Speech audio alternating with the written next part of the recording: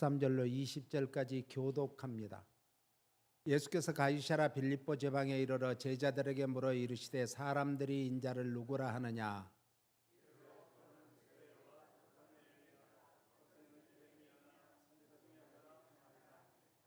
이르시되 너희는 나를 누구라 하느냐.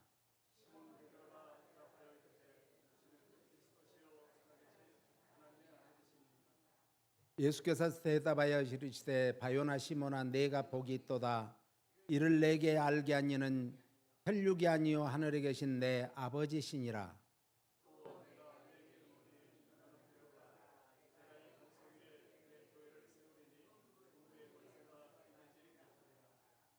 내가 천국 열쇠를 내게 주리니 내가 땅에서 무엇이든지 매면 하늘에서도 매일 것이요 내가 땅에서 무엇이든지 풀면 하늘에서도 풀리리라 하시고 이에 제자들에게 경고하사 자기가 그리스도인 것을 아무에게도 이르지 말라 하시니라. 아멘.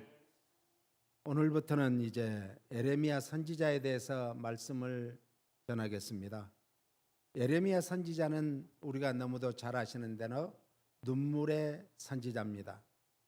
이 왜 눈물의 선지자라겠는가? 동정심이 많고 사랑이 많고 온유한 자라 그래서 눈물의 선지자라 이렇게 일컬었습니다. 예레미야라는 뜻은 따라서 여호와께서 세우시다, 하나님께서 떨어뜨리셨다. 이 말은 하나님이 택하신 자, 하나님께서 세우신 자 이런 뜻이에요. 우리 모두도 예레미야와 같이 하나님께서 만세전에 택하시고 뽑으시고 오늘 이렇게 세우셔서 이 자리에 함께 하나님 앞에 예배 드리는 줄 믿습니다.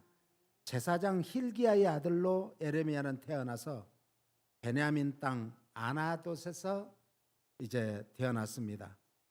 남유다 16대 왕이 요시야 왕인데 요시야 왕이 13년째에 이렇게 통치하던 시기가 BC 627년경인데 그때부터 시작을 해서 예루살렘 멸망이 BC 586년입니다. 이렇게 그 이후 유다의 남은 백성들이 애굽에 이주해서 정착할 때까지 약 50년 정도를 사역했던 참 오랫동안 사역했던 귀한 선지자입니다. 선민 이스라엘의 구원을 위해서 많은 눈물을 흘리며 기도한 선지자이기에 오늘 우리는 예레미야 하면은 눈물의 선지자라고 기억을 하고 있습니다. 평생 독신으로 살았습니다. 그래서 말년에 애굽에 끌려가 돌에 맞아 죽었다고 이제 유대 전승은 말하고 있습니다. 이것이 예레미야 43장 5절로 7절에 나오는 말씀입니다. 예레미야는 20세에 하나님이 택하셔서 아나돗의 제사장으로 세우셨습니다.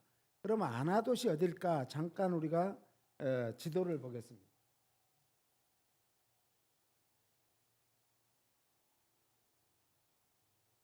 아나돗 지도 없어요? 아나돗은 이제 베들레헴이 있으면 그 위에가 이제 예루살렘이고 예루살렘 위에가 아나돗입니다.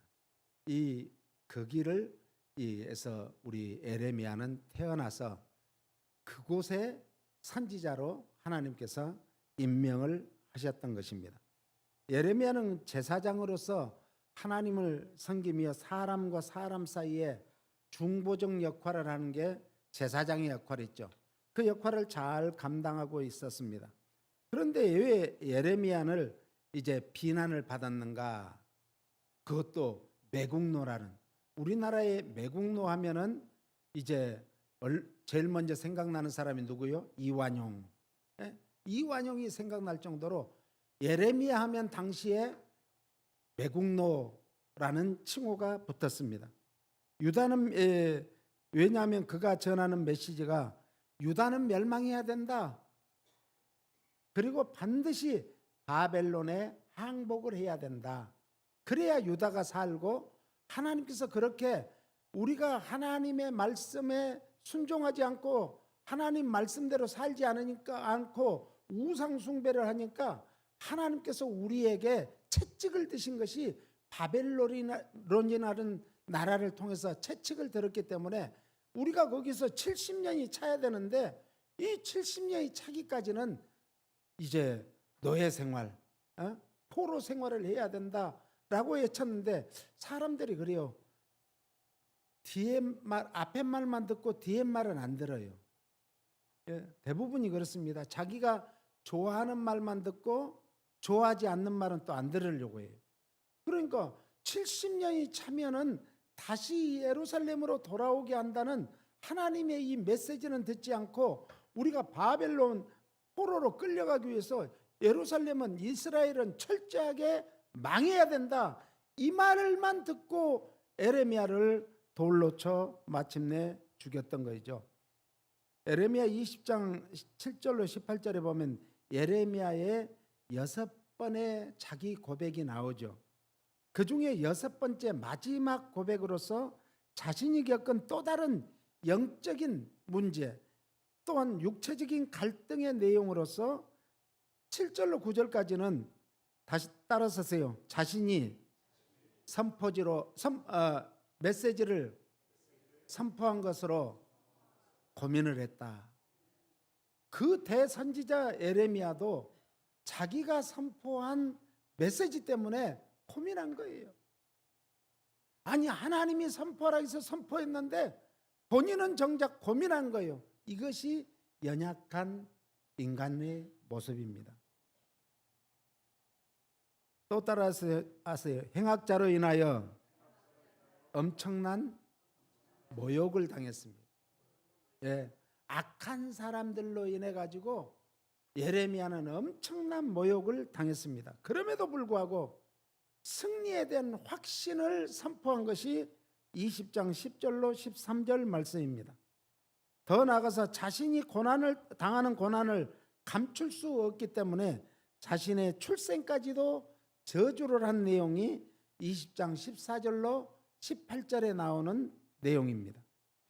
백성들을 향한 열심과 하나님의 명령 때문에 이제 고민을 하게 되죠.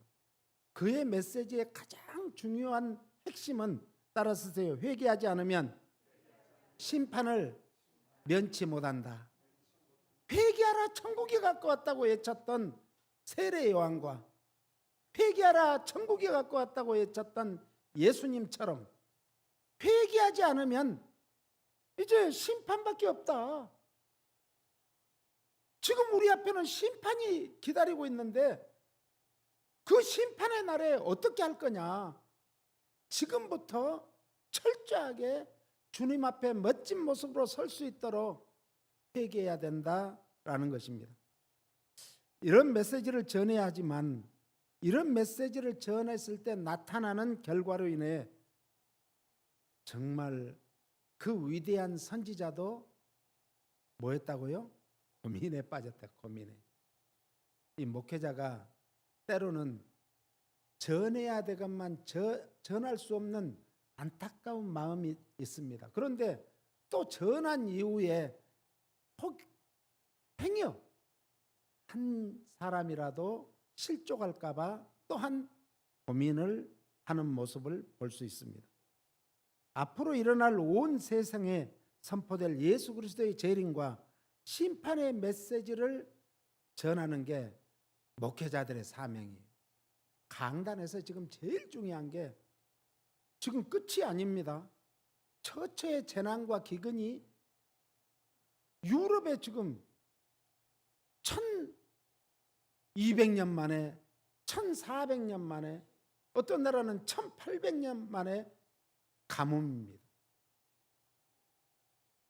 중국에는 작년에 그렇게 비가 많이 와가지고 둑이 무너질까 봐 두려워했는데 금년에는 그 물이 다 어디로 갔는지 양자강 그 수위가 저 아래서 그냥 애들이 놀 수 있는 그 정도밖에 되지 않는다고 그러죠. 지금 한국은 내일 여기 우리로 하면 내일이 되면은 이제 직접적인 흰남이 그 태풍이 1969년인가 8년인가 그때 우리가 어릴 때 경험했던 그 사하라 태풍이 그때 정말 어마어마했습니다. 아름드리 소나무가 뿌리째 뽑히는 그런 일이 있었어요. 그리고 저는 이제 경험하지 못했지만 2003년도에 이제 한국에 큰 태풍이 나가지고 정말 어려움을 당했는데, 이번에는 이 태풍이 알 수가 없는 게 서진하다가 이 대만 부근에서 갑자기 북진을 해버려요. 북진을. 기수가 완전히 바뀌어져 버린 거예요.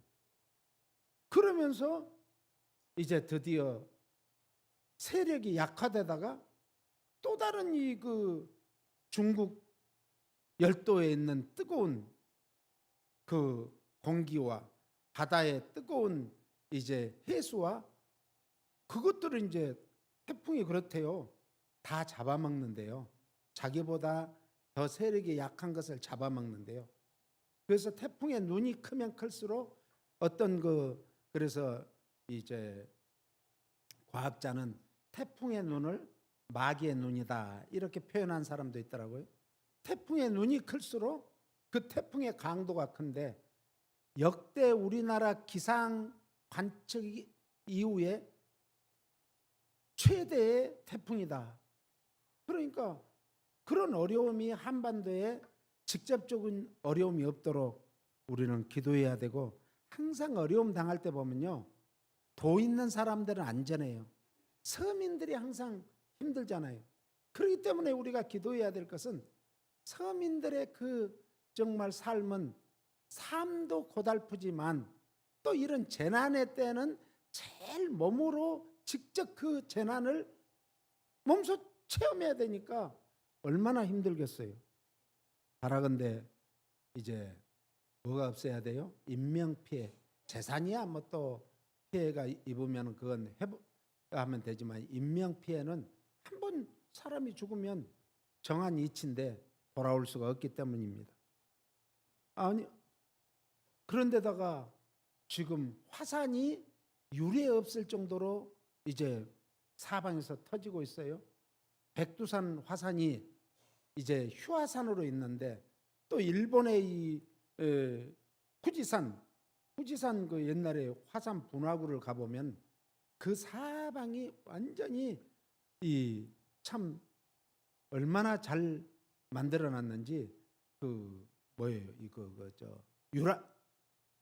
유락지 아주 사람들이 많이 오가고, 또 좀 더 옆으로 오면 이 폭포가 있는데 거기를 따라서 그 엘리베이터를 만들어 가지고 오르락거는, 그때 참 인상적이었어요. 일본 가서 그걸 보고 인상적이었는데, 아무튼 그런 이 후지산이 지금 뭐 하고 있어요? 지금 서서히 지금 끓고 있다고 지금 그러죠. 이런 지금 우리는 세상이 아주 흉흉할 정도로 어려운 시기에 살고 있습니다. 파키스탄 같은 경우는 국토의 3분의 2가 물에 잠겨가지고 엄청난 이재민뿐만 아니라 생명을 앗아가는, 그래서 공식적인 집계로는 1,000몇백 명인데 이제 NGO들이 말하는 건 수천 명이 지금 꼭 노아의 홍수로 세상을 멸하지 않는다고 했는데, 파키스탄 같은 나라는 지금 노아의 홍수 때에 방불한 것 같다, 이런 기사를 보았습니다. 오늘 우리는 이런 지금 예측 못할 세상에 살고 있는 것이 우리의 현실입니다. 그렇다면 우리는 어떻게 해야 될까? 예수님이 금방 오시는 게 아니에요. 금방 오시는 게 아니에요. 재난의 시작이라고 그랬어요. 이 재난의 시작은 이제 이 다음에 뭘로 이어지는가 하면은 우리들이 먹거리가, 먹고 사는 것이 이제 굉장히 힘들어져요. 어려워져요. 그러니까 서민들이 살기가 얼마나 더 힘들어지겠어요. 먹거리가 힘들면 서민들이 가장 타격을 받는다고 하죠. 어떤 유명한 영화 배우는 저기 하이든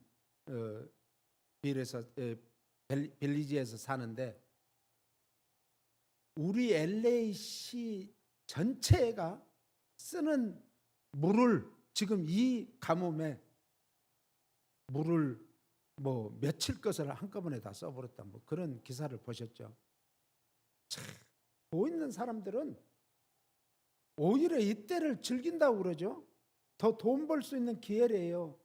그런데 우리들은 허리를 더 졸라매야 되니까 참 안타까울 수밖에 없는 것입니다. 그러므로 앞으로 일어날 온 세상에 선포될 예수 그리스도의 재림과 심판 메시지를 우리는 들어야 됩니다. 듣기 싫어도 들어야 됩니다. 주의 종들은 그걸 선포해야 됩니다. 그것이 뭔가 순교를 각오하고 하는 거예요. 예레미야는 순교를 각오하고 그 메시지를 선포했을 때 결국은 돌에 맞아 죽었습니다. 스데반 집사님도 그 예수님이 정말 당신들이 죽였던 그 예수님이 다시 살아나셔서 부활을 성천하셨다.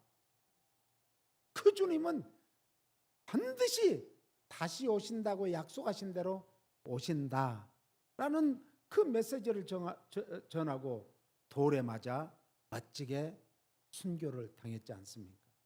오늘 정말 에레미야도 그랬지만 예수님의 제자들, 초대교회 성도들, 우리나라의 정말 절두산 또 각 지역마다 가보면은 얼마나 많은 순교자들의 묘역이 있습니까? 그 앞에는 구구절절이 참으로 그 내용만 읽어도 그 앞에서 묵상만 해도 저절로 눈물이 흘릴 정도로 많은 순교자의 피를 뿌렸습니다. 수많은 선진들, 사도 바울도 톱으로 켜서 정말 순교당하는 그런 엄청난 일을 당했습니다. 예수님도 마침내 십자가상에서 우리를 위해서 피 흘려 돌아가시면서 마지막 하신 말씀이 다 이루었다. 주님은 우리를 구원하기 위해서 이 땅에 오셔서 주님의 온전한 사명을 감당했다라는 선포였습니다. 예레미야도 출생 전부터 하나님의 전적인 의지와 은혜로 선택이 되었습니다. 우리도 만세 전에 엄마 뱃속에서 하나님이 조성케 하시고 우리를 택하시고 뽑으신 줄 믿습니다. 에레미야 1장 5절을 보면 이렇게 말합니다. 에레미야 1장 5절 없어요? 여기에 보면 내가 너를 복중에 짓기 전에 너를 선택했다고 말씀합니다. 짓기 전에, 짓는다는 것은 히브리어로 야파르라고 하는데 하나님이 인간을 지으실 때 사용한 그 용어인데 창세기 2장 7절에도 동일한 이제 용어가 나옵니다. 또 알았고 히브리어는 야다라고 하죠. 야다. 이 안다는 야다라는 것은 제일 알 수 있는 게 부부 관계에서 부부끼리 아는 것이 제일 깊이 알 수 있다고 그래요. 그래서 부부 관계에서 알 수 있는, 그래서 이 야다라는 것은 선택하기로 예정된 대상에 대해서 관심을 갖다 교훈을 베풀어 선택된 대상으로 만드신다, 이런 뜻이에요. 우리는 하나님이 선택한 대상으로 만드셔서 오늘 20세기 21세기를 살게 하신 줄 믿으시기 바랍니다. 특별히 여기서 구별하였고 구별하였다는 같이 한번 읽어봐요. 없어요? 같이요. 특별한 목적을 위하여 따로 떼어 놓았다. 우리를 하나님이 택하신 목적은 특별한 목적이 있어서 따로 떼어놨는데 우리를 세상에서 잘 먹고 잘 살게 한 것이 목적인가? 그것은 부수적인 부스러기예요. 부스러기. 근본 목적은 우리를 구원해서 영원한 하나님 나라에서 영원토록 함께 사는 것이 목적이고, 두 번째는 우리에게 사명을 주었어요. 그래서 우리를 통해서 한 영혼을 구원했느냐 안 했느냐에 따라서 천국에서 상급이 달라지는 거예요. 면류관이 달라지는 거예요. 의의 면류관, 영광의 면류관, 썩지 않은 면류관, 금면류관, 생명의 면류관 우리에게 허락했는데, 그 모든 면류관을 잃어버릴 것인가? 그 모든 면류관을 우리가 정말 차지할 것인가? 받을 것인가는 이 세상에 살아있을 동안에 우리에게 우리가 하나님의 앞에 믿음으로 행한 것에 따라서 상급이 주어지는 거예요. 구원은 믿음으로 얻지만 상급은 행함으로 받는 줄 믿으시기 바랍니다.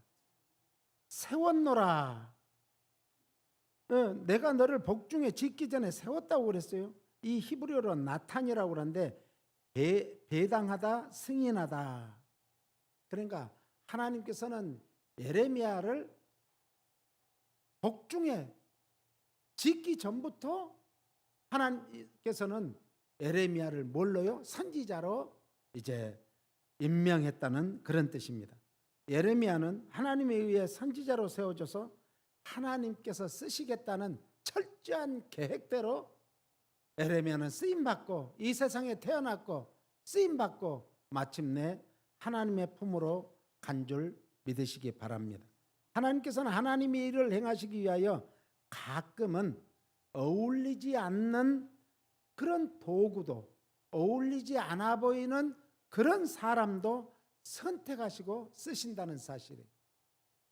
야, 저 사람을 누가 쓰겠는가?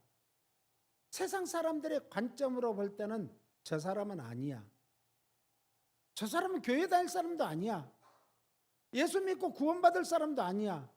그런데 어느 날 그가 변화되어서 예수 천당을 외쳤던, 정말 그런 분들이 얼마나 많아요. 지난번에 이 주일날 서울에 있는 절두산에 그 묘역들이 많은데 그중 한 분을 소개했죠. 다음 주에도 한 분을 소개할 거예요. 그런 것을 보면서 어떤 생각을 하시는가요? 우리는 나도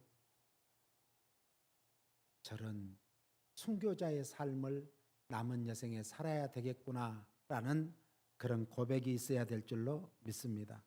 이사야 49장 15절 16절을 이렇게 말합니다. 같이요. 여인이 어찌 그 젖먹는 자식을 잊겠으며 자기 태에서 난 아들을 긍휼히 여기지 않겠느냐. 그들은 혹시 잊을지라도 나는 너를 잊지 아니할 것이라. 여인이 젖먹는 자식을 잊는다는 것은 거의 불가능하죠.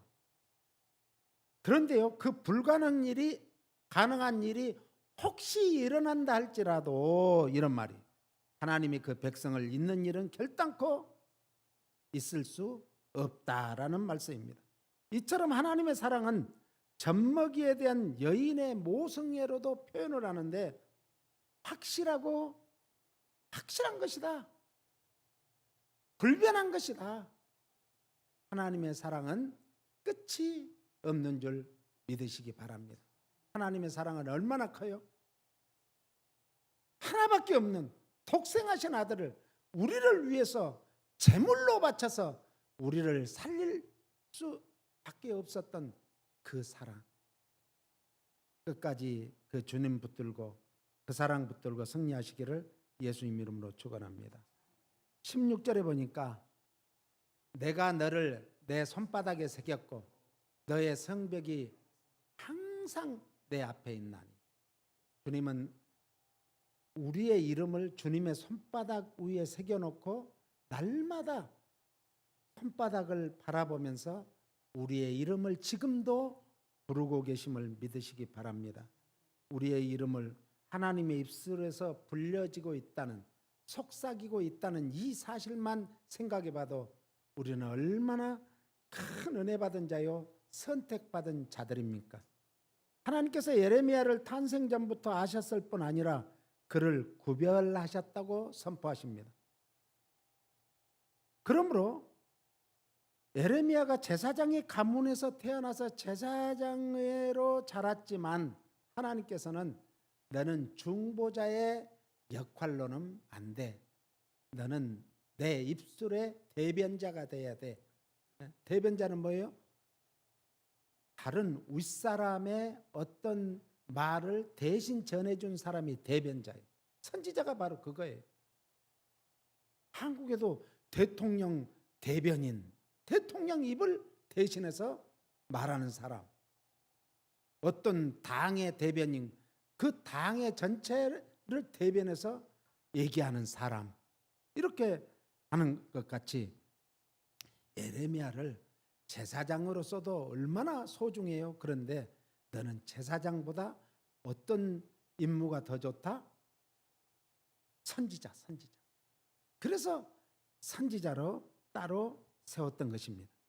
지금도 하나님께서는 이런 방법으로 사역자들을 세우시고 교회의 일꾼들을 세우시고 구별해 놓으셨음을 믿으시기를 바랍니다. 따라서 나는 구별된 자다. 하나님께서 특별히 따로 떼어놓아서 선택된 자다. 할렐루야. 오늘 우리를 구별하신 하나님을 찬양합니다. 하나님께 영광 돌립니다. 그 구별하신 게 어느 정도였는가? 베드로전서 2장 9절 10절을 보면 이렇게 말합니다.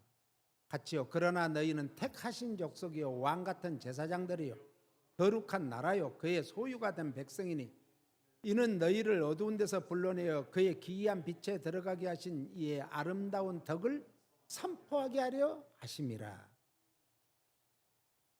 택하신 족속, 신약 성도가 하나님의 주권적 사랑에 의해서 선택되었다, 이런 뜻이에요. 성도는 하나님과 직접적인 교제를 통해서 이제 교제할 수 있는 특권을 받은 것이 뭐예요? 기도예요. 하나님과 직접적인 교제할 수 있는, 대화할 수 있는 특권이 기도예요. 그래서 이제 우리는 특권을 받은 사람, 하나님과 뭐 할 수 있도록? 교제할 수 있도록, 대화할 수 있도록, 이야기할 수 있도록. 그 다음에는 동일한 신분이 이웃에게 봉사할 책임이 있다라는 뜻이에요. 책임. 항상 우리에게는 의무가 주어지고 특권이 주어지면은 이제 무엇을 해야 돼요? 의무를 행해야 돼요. 특권이 주어진 만큼 의무를 행해야 돼요. 교회에서 목사는 특권이 주어졌어요. 하나님 말씀을 선포하고 성례를 집행하는 이 집행권이 있어요. 그만큼 성도들을, 교회를 향해서 이제 하나님의 말씀을 선포하고 하나님 앞으로 인도해야 될 책임이 있는 거예요. 우리도 헌신할 수 있는 직책, 직분이 바로 장로님, 권사님, 집사님, 이런 다 이게 특권이에요. 특권. 이 특권을 우리는 뭐하라고 하나님이 주셨는가? 너 혼자 누려라 그러고 준 게 아니라 뭐하라고요? 섬기라고. 그래서 예수님도 가장 큰 특권이 사람을 살릴 수도 있고 죽일 수도 있고 복을 줄 수도 있고 정말 화를 줄 수도 있고, 그런 예수님이 우리를 섬기기 위해서, 내가 섬김을 받으러 세상에 온 게 아니라 도리어 섬기려 하고 많은 영혼을 구원하러 오셨다고 말씀하셨습니다. 왕같은 제사장, 거룩한 나라는 성별된, 구별된 그리스도인들을 뜻합니다. 그러므로 우리는 어떻게 살아야 되는가? 성도는 가장 중요한 삶의 지표가 구별된 삶을 살아야 된다. 할렐루야. 구별된다는 게 뭐예요? 따로 하나님이 떼어놓았어. 우리를 떼어놓았기 때문에 떼어놓은 자가 또다시 세상과 붙으려고 하면 안 되죠. 세상과 떼어놓았어요. 오늘 우리는 그래야 사는 거예요. 물고기는 물에서 떼어놓으면 죽습니다. 그러나 우리는 세상과 떼어나오면 야, 이거 아니면 못 살겠구나, 그렇게 생각했는데 세상과 떼어놓고 하나님을 의지하고 하나님과 동행하는 삶을 살다 보니까 그것보다 더 좋은 은혜가 없고 축복이 없더라는 거죠. 요한계시록 19장 6절로 9절은요. 같이요. 또 내가 들으니 허다한 무리의 음성과도 같고 맑은 많은 물소리와도 같고 큰 우레소리와도 같은 소리로 이르되 할렐루야 주 우리 하나님 곧 전능하신 이가 뭐한다? 통치하시는도다. 어린 양의 혼인잔치에 참여할 거룩한 신부의 모습을 지금 말씀하고 있는데 그 다음에 7절을 봐요. 우리가 즐거워하고 크게 기뻐하며 그에게 영광을 돌리세. 어린 양의 혼인기약이 이르렀고 그의 아내가 자신을 준비하였으므로 우리는 다 예수님의 뭐라고요? 신부들이요. 에클레시아, 하나님께서 우리를 불러냈다 이런 뜻이에요. 우리를 불러내선 따로 떼어놓으신 것은 왜 그런가? 하나님의 거룩한 신부로 떼어놓으셨다. 그러므로 신부의 가장 중요한 것은 뭐예요? 정결이야, 정결. 네? 성결이야, 성결. 거룩이요, 거룩. 그래서 악한 것들이 제일 싫어하는 단어가 정결과 성결과 거룩입니다. 구별된 것이죠, 구별된 것. 싫어해요, 싫어요. 그래서 혼인 계약이 이르렀으므로 그의 아내가 자신을 준비하였으므로 우리 자신을 준비해야 돼요. 그 다음에 그에게 빛나고 깨끗한 세마포 옷을 입도록 허락하였으니 이 세마포 옷은 성도들의 무엇이라? 옳은 행실이라 하더라. 참, 옳은 행실. 우리는 이 옳은 행실이 굉장히 지금 중요합니다. 오늘 우리는 예수 그리스도의 재림으로 이제 모든 우리가 지금까지 살아왔던 신앙생활했던 준비했던 모든 것들이 완성되는 때가 재림의 때예요. 그러면 성도들은 무한한 영광과 상급을 받게 되는데 세마포 옷을 입어야 되는데 세마포가 뭐라고요? 옳은 행실이에요. 옳은 행실은 무엇대로 살아야 돼? 옳은 행실이에요? 법대로 살아야죠. 법대로. 예? 법대로 사는 게 옳은 행실이에요. 어떤 법이요? 하나님의 법은 씹는 대로 거두는 법. 또 하나님의 법은 어떤 법이에요? 예? 사랑의 법이에요. 최고의 법이라고 했잖아요. 사랑의 법. 이 사랑의 법을 감히 막을 자가 아무도 없어. 그래서 우리는 뭐하며 살아야 돼요? 남은 여생에 사랑하며 살아야죠. 어떤 분이 그런 글을 썼어요. 사랑하며 살아도 짧은 세상 왜 미워하며 살려고 하는가? 참, 사랑하며 살아도 짧은 세상 아닙니까? 세마포는 음료와 적그리스도인들이 입은 짐승이 입던 붉은 옷과 자줏빛 옷과는 뚜렷한 다른 대조적인 그런 것으로 원래는 누가 입었는가? 제사장들이 또 왕들이 입었던 옷을 이제 만드는 데 쓰임 받던 재료가 이제 천이 세마포예요. 그런데 우리는 왕 같은 제사장으로 거룩한 백성으로 우리를 뽑아서 하나님의 자녀 삼았기 때문에 우리에게 세마포 옷을 최고의 옷을 입혀주셨다. 이 천은 깨끗하고 빛나는데 이것은 교회의 특성인 정결과 충성과 신실을 반영하는 것이고 구속받은 성도들이 누릴 영광을 보여주는 것이 세마포입니다. 오늘 우리는 다 세마포를 어디에다 빨았어요? 예수 그리스도의 피에 빨았어요. 네? 그러므로 이제는 우리를 세마포 옷을 입은 사람은 예수 그리스도를 보는 것이지 우리를 안 봐요. 그래서 우리가 구원받는 거예요. 옳은 행실은 율법의 의를 가르쳐 준 게 아니라 구원을 은혜로 베풀어 주신 하나님에 대한 순종과 헌신을 말씀하고 있습니다. 오늘 또 우리의 안고 일어섬을 하시고 우리를 구별하여 쓰시기 원하시는 하나님은 열방의 선지자로 예레미야를 쓰신 것 같이 우리도 왕 같은 제사장으로 거룩한 하나님의 백성 삼으시고 만세전에 택하시고 어머니 모태에서 조성하신 그 하나님은 우리의 옳은 행실을 보시고 구원하시고 상 주시는 이심을 믿으시기를 예수님 이름으로 축복합니다. 마지막 디모데후서 4장 7, 8절 같이 읽어요. 나는 선한 싸움을 싸우고 나의 달려야 할 길을 마치고 믿음을 지켰으니 이제 우로는 나를 위하여 의의 면류관이 예비되었으므로 주 곧 의로우신 재판장이 그날에 내게 주실 것이며 내게만 아니라 주의 나타나심을 사모하는 모든 자에게도 18절 18절 없어요? 18절을 줬는데 안 했구만. 잘 봐야 돼.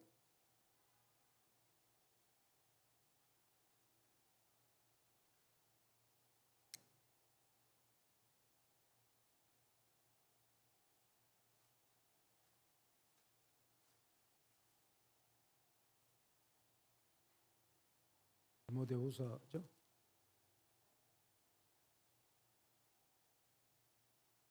주께서 나를 모든 악한 일에서 건져내시고 또 그의 천국에 들어가도록 구원하시리니 그에게 영광이 세세 무궁토록 있을지어다. 아멘. 우리는 구원받은 하나님의 백성들이에요.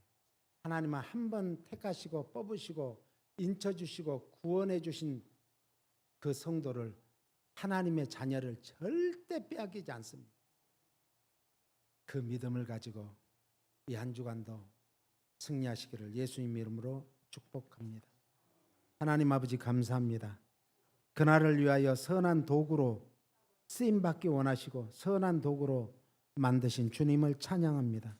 주님 홀로 영광 받아주시고 그날에 우리가 주님 앞에 받을 상급을 위하여 오늘 또 내일 또 남은 여생에 준비하는 저희들 되게 하여 주시옵소서. 예수님 이름으로 기도합니다. 아멘.